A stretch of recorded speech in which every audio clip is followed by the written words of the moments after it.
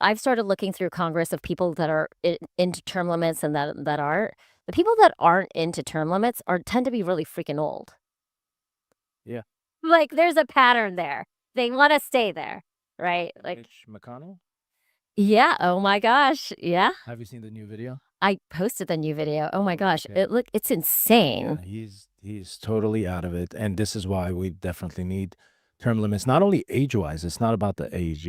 Ugh. You can be 78 like Trump and be, you know, So it's not ageist at all. It's really yeah, about about cutting. 25 Yeah, years. it's about kneecapping the really the motivation for an elected to take a bribe, You know what I would right? equate this to? It's like having doctors in hospitals who would see patients, and the more they bill, Yeah. the more money they make, right? Yeah.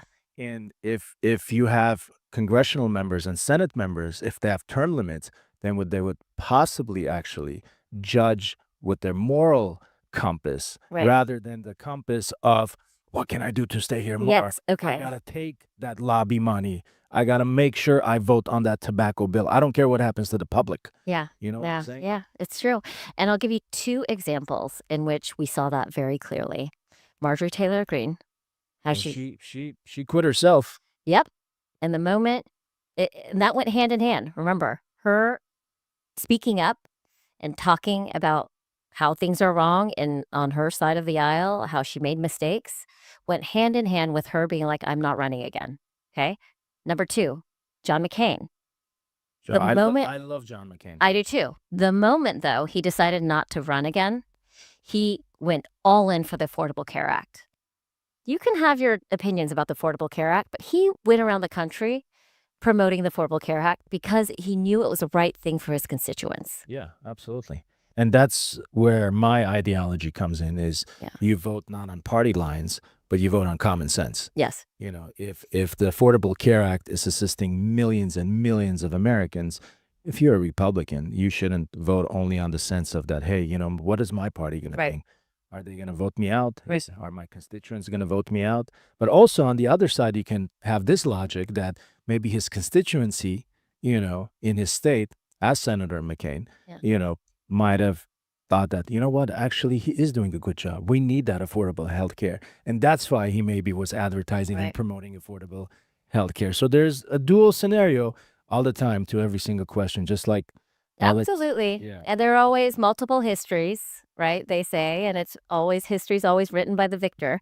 The absolutely. victor's to be determined Yeah, still. absolutely. Where that's still, unveiling. But in the meantime, I think we got to figure out, yeah. What's the first thing you do when you get elected to Congress?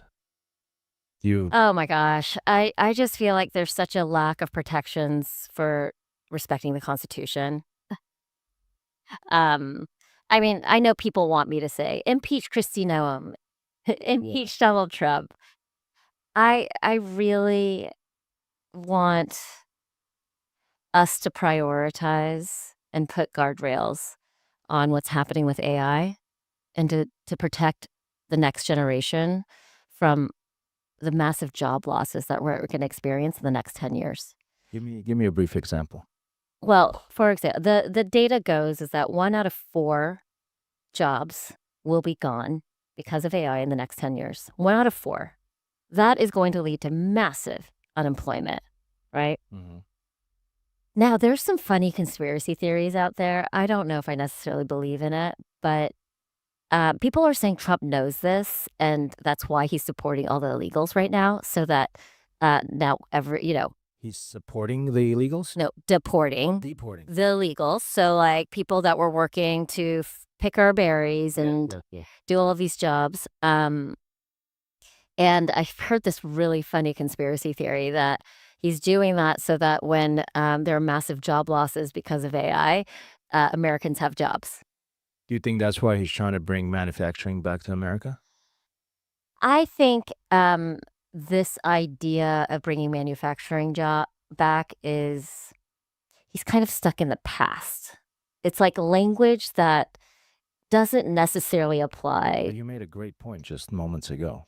Yes, but I'm talking about, okay, manufacturing is not like, let's just say it isn't here right now, right? Um, I I don't think those are the kinds of jobs people need in the future or that America needs in the future to get ahead.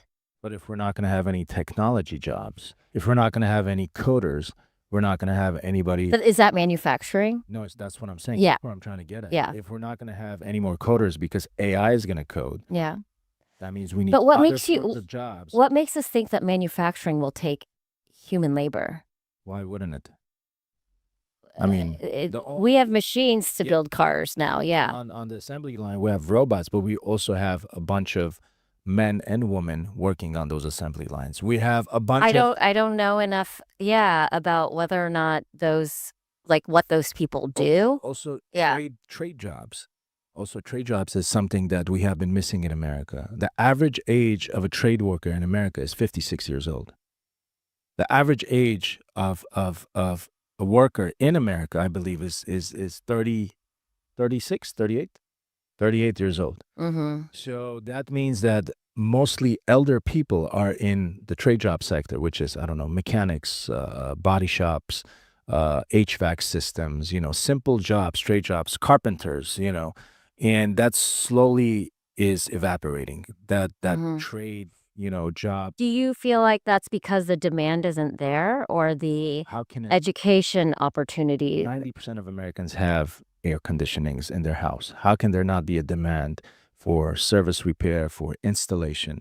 Every single American has some I'm sort of. not sure. I mean, so what do you think accounts for that decline? So that's what I'm saying. The Yeah. decline. Well, first, in my humble opinion, I think America got lazy. Second, we shifted those jobs overseas. We shifted and gave those jobs, those manufacturing jobs, those HVAC jobs, because HVAC can be actually manufactured in America, but most of it is brought in from all over the world, the rest of the world. Of course, China. China is our largest trading partner. And not only China, but also, parts of Asia, India, and Southeast Asia. That's why, Trump just did a, East Asia tour